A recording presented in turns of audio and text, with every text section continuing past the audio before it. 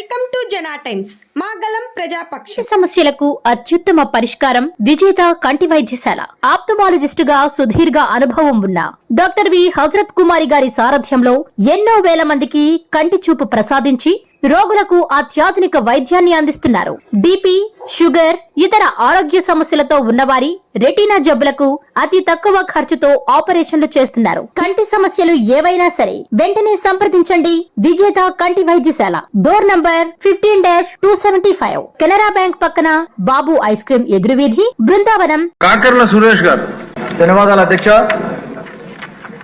మా ఉదయగిరి నియోజకవర్గంలో drinking water సమస్య వల్ల ఫ్లోరైడ్ పేషెంట్స్ ఎక్కువగా ఉన్నారు అధ్యక్ష. ఓవర్ యూసేజ్ ఆఫ్ డ్రగ్స్ అవ్వచ్చు, రకరకాల రీజన్స్ తోటే, సాల్ట్ వాటర్ అవ్వచ్చు, ఈ రీజన్స్ తోటే డయాలసిస్ పేషెంట్లు ఎక్కువ ఉన్నారు.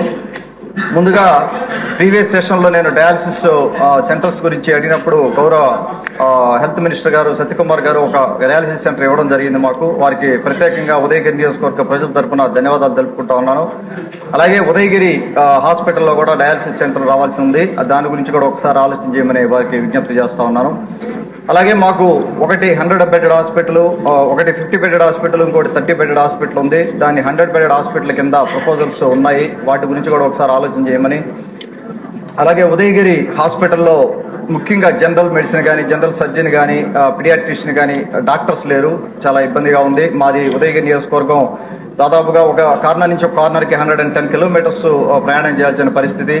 ఎమర్జెన్సీ హ్యాండిల్ చేసే వ్యవస్థలు సరిగా లేవు. ఒక్కొక్క ఐసీయూ బెడ్డే ఉంది మాకు. వాటి ఎమర్జెన్సీ సర్వీసెస్ కూడా కొన్ని యాడ్ చేయాలని విజ్ఞప్తి చేస్తా ఉన్నాను.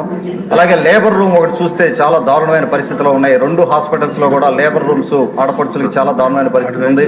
వాటి గురించి కూడా ఒకసారి ఆలోచన చేయమని గౌరవ హెల్త్ మినిస్టర్ సత్యకుమార్ గారికి విజ్ఞప్తి చేస్తా ఉన్నాను. ధన్యవాదాలు.